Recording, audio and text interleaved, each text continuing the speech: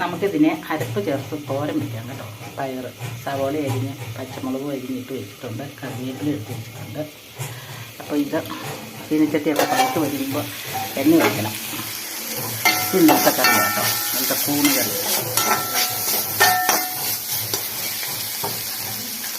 അത് കൂണ് കറി.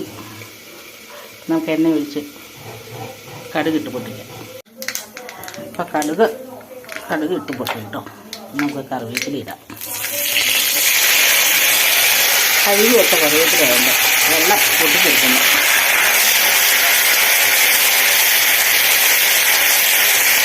തേങ്ങ അരച്ചുകൊണ്ട് വെച്ചിട്ടുണ്ട് കേട്ടോ. തേങ്ങയുടെ അരപ്പ്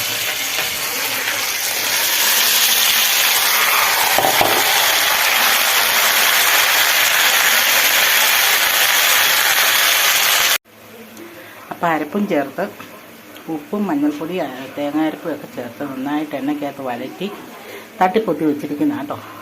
ഇനി അതിൻ്റെ വെള്ളം പറ്റി വരുമ്പോഴത്തേനും ഇത് നന്നായിട്ട് വെന്തുണങ്ങി വരും.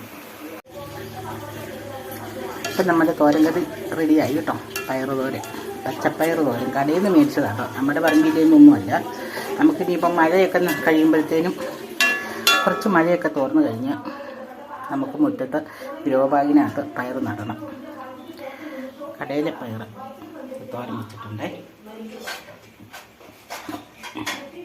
മുട്ട പൊരിക്കാനുള്ളതൊക്കെ അരിഞ്ഞ് പെറുക്കി വെച്ചു. അപ്പോൾ ചോറും പൊതി കെട്ടാൻ നേരത്ത് മാത്രമാണ് മുട്ട പൊരിക്കാൻ പറ്റുള്ളൂ കേട്ടോ, അല്ലെങ്കിൽ മുട്ട തണുത്ത് പോകും.